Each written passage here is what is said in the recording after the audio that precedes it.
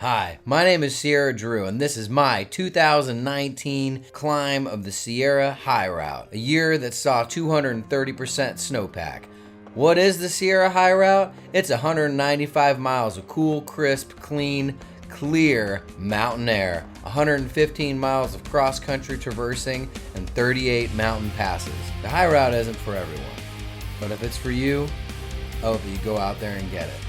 Also, just so I know whether or not I'm supposed to keep making videos, please subscribe and hit the bell notification below. As of this video currently, I have no subscribers, so, well, I guess that's that. Join me as we tackle the High Route together. That being said, am I ever going to do the High Route again? I might do it on a year with low snow, just so I can see what everybody else sees. But me going through Bench Canyon, I mean, I was, you can probably see from my spot maps if I can get it overlaid on some topos, but I was literally, the snow was so high, I was just walking across where the maps say, like, cross the river here, cross the river here. I just would just walk along the river because I'm in so much snow, and kind of coming through there. And then I remember there was a spot where it says ford the lake, not the outlet, just so you know. There's a tree that's fallen down and you can actually ford the outlet now, so that's actually a thing. Coming out of there, I misread part of the guidebook. So guidebook says to take these class 4 ledges over to Lake Catherine. Well, I kind of misread it, or I got lost. I don't know. I wound up coming down these gullies, these big, giant scree gullies, and not scree, more like waterfalls, more like down climbing waterfalls, really. So kind of coming down, and I get to this place where there are these big ledges, and there's lots of like kind of flowering berry bushes, and I'm climbing down and climbing and going, and all of a sudden, oh, there's my bear.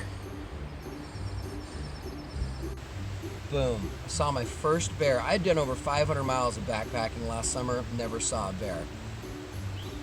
10 minutes later, geez, I just saw another bear. It's like 2 bears. You know, like there was a bear on the hill, and then I saw another one. Crazy. I'm in bear country. This is my my rock climbing bear. Look at that bear rock climbing.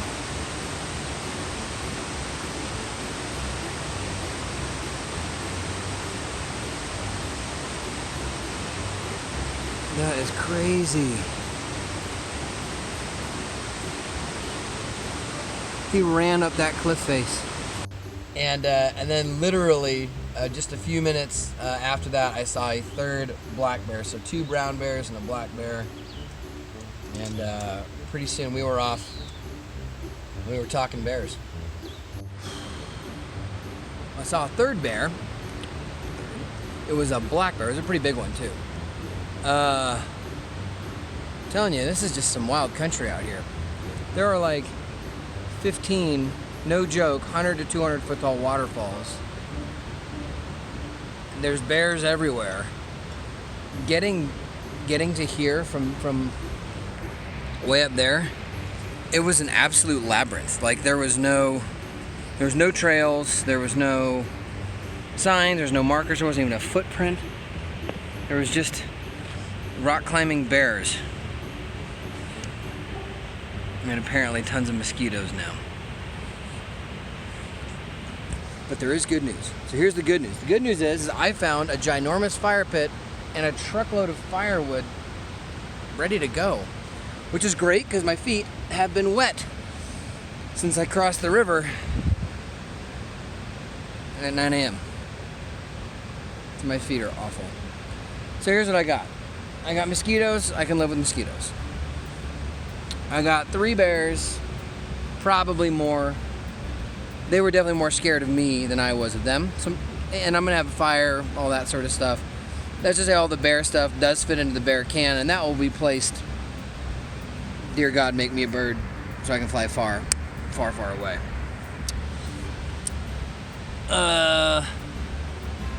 Yeah. Been going for 15 hours today. And, time to make some dinner, set up camp. We done, we made it to camp. I'm gonna go ahead and take the God's provisional on the firewood and just say, you win.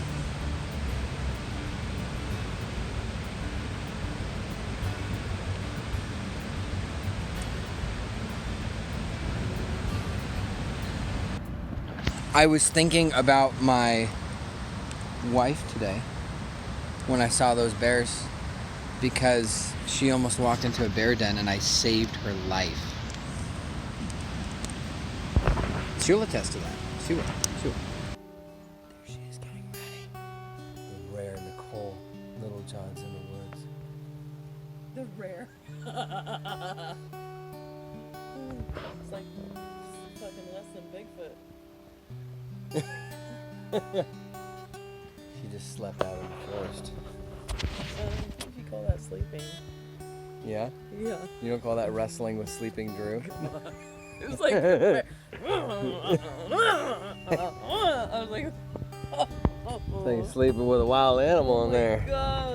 And we ain't talking about last night, if you know what I mean. It's true. Yeah. So anyways, after I pulled her out of the bear den, we started talking bears, you know. You know, when you're about to run into a bear, so you're scared of bears, but you don't know what to say because all you can think about is, I don't want to be eaten by a bear. So we came up with this idea that if you just start talking bears, then you just keep talking bears, you know, bear necessities, of course, it's classic. We have, you know, I like bear prayers now, that's my new one. We can talk Care Bears, we can talk gummy bears, we can talk all kinds of bears. We just have to talk because we got to let them know that we're around and that we care, that they're a bear.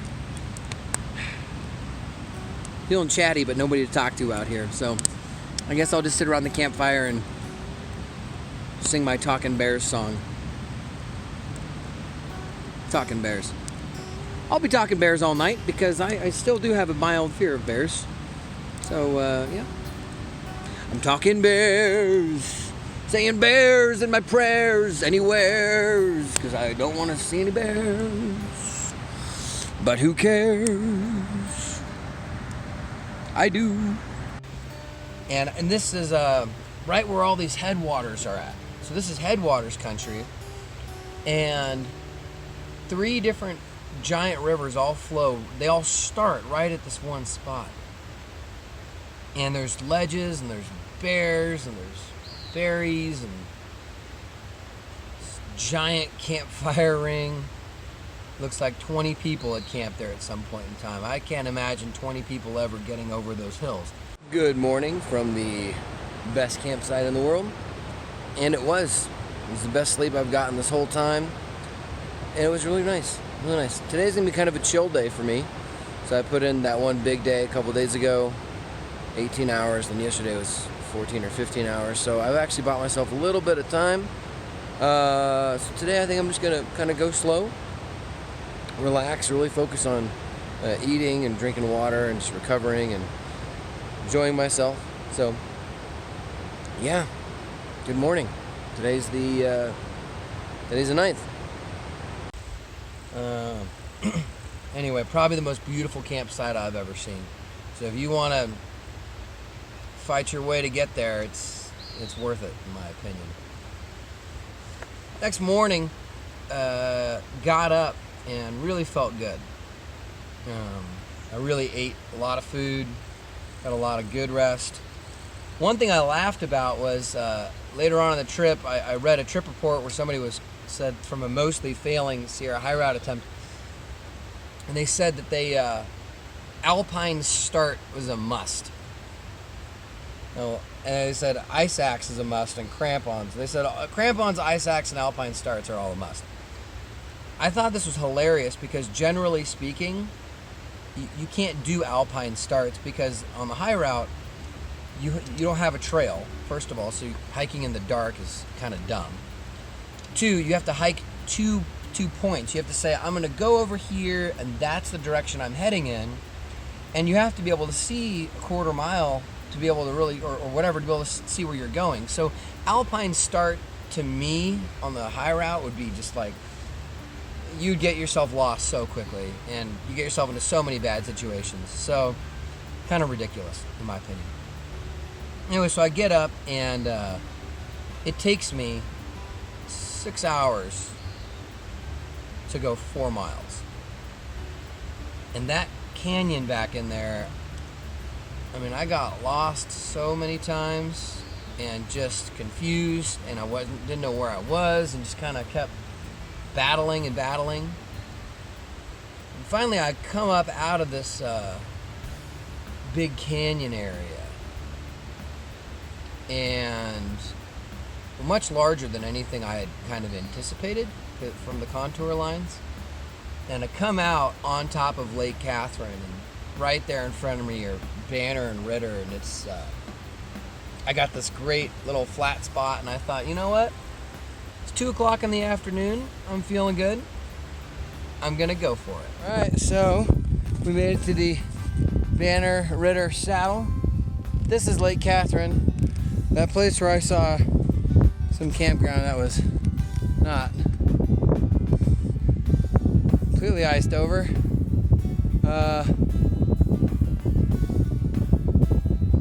So it looks like I'll be going around the lake here, and that way, you know, climb up the chute there. I'm unsure about doing Ritter, but still 7 hours of good climbing light left, and I really wanted to climb Banner last year. Just didn't know, I didn't even know it existed. I'll see if I can post that video next to this one or something. So still at 1,000 Isles, the sun's kind of setting here. So this is Mount Banner right here. And I'm wondering, I'm gonna zoom in real quick. Okay, has anybody ever done this traverse? So imagine you kind of rock climb that up and over, summit, rappel off, and back. I think a traverse like that on that mountain would be absolutely incredible.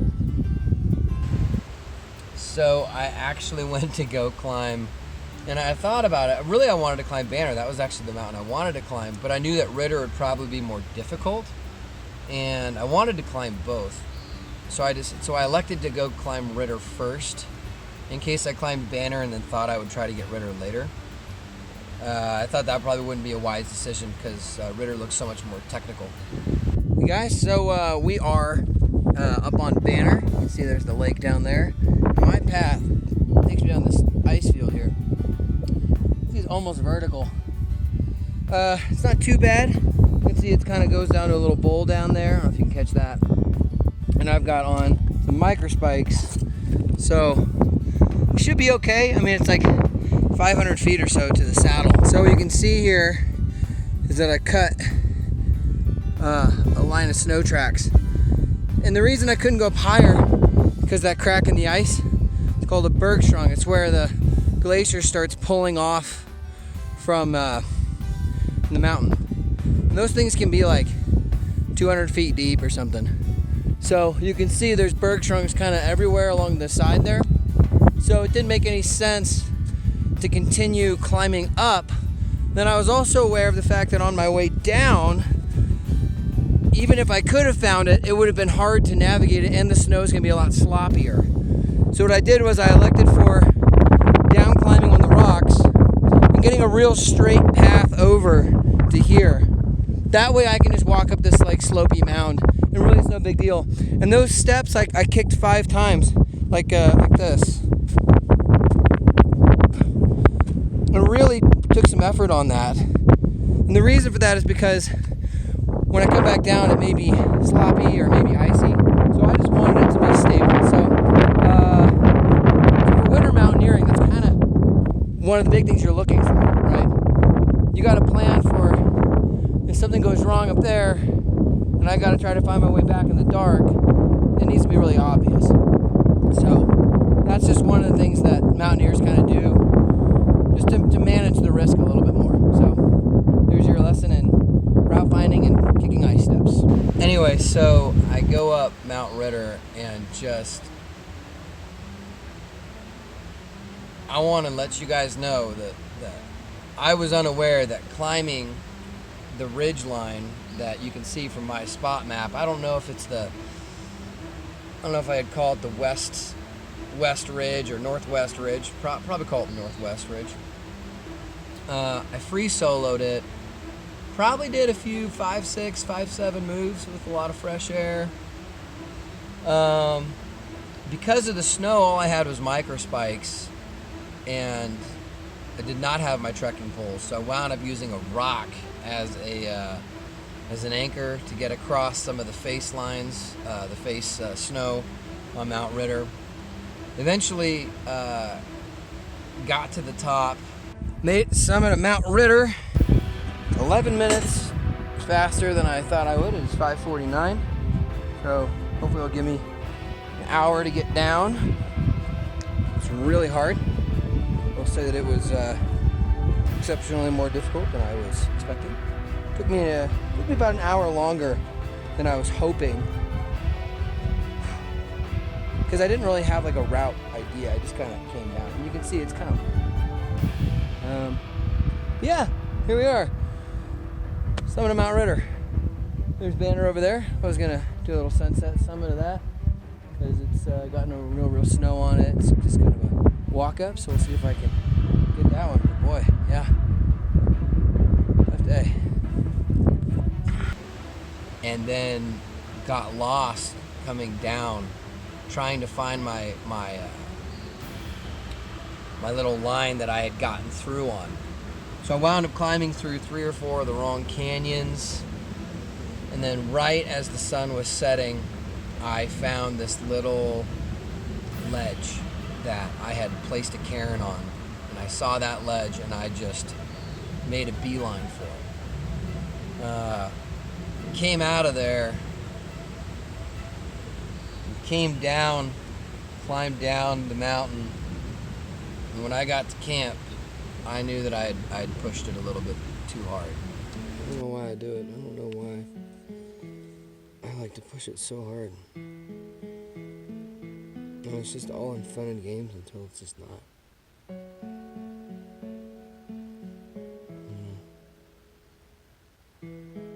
I don't need like a wife to do it to me or work. I do it to myself. I pushed it so hard that even I can't stand me sometimes. It's just hard also because that canyon took 4 hours. Yeah, it took 4 hours, 5 hours to go 2 miles and 1,000 feet. It was just labyrinthine. I mean, it was like you didn't know anything about anything. I thought that this stretch from like Toulomne Meadows to like Red's Meadow would be this kind of, not easy, but I guess I thought easy would have been, it's a good word, I guess. Good a word as any. It's so hard.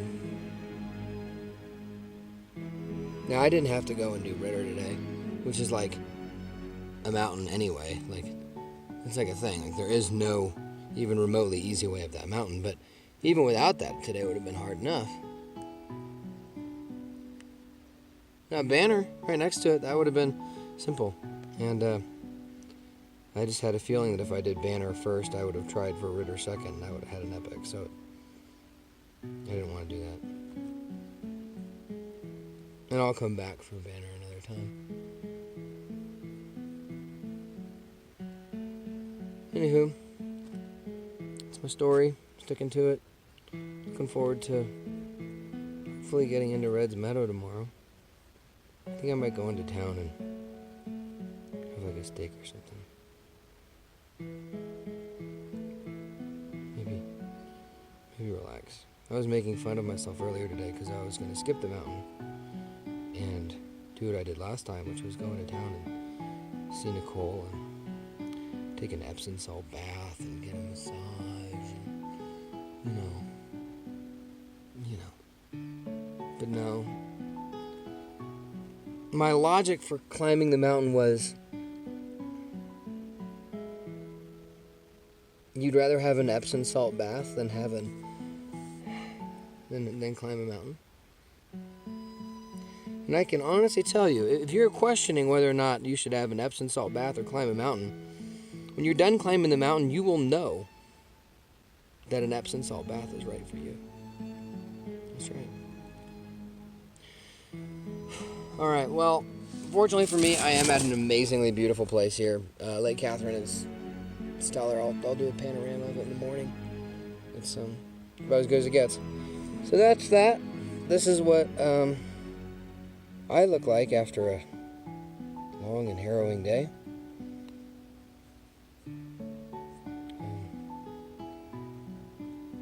I have my spot on,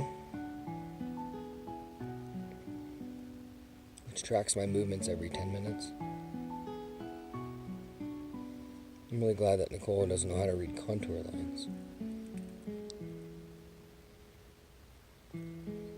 Anyway, maybe there's somewhere online I can post this, because it was a good one. I'll see what I can do.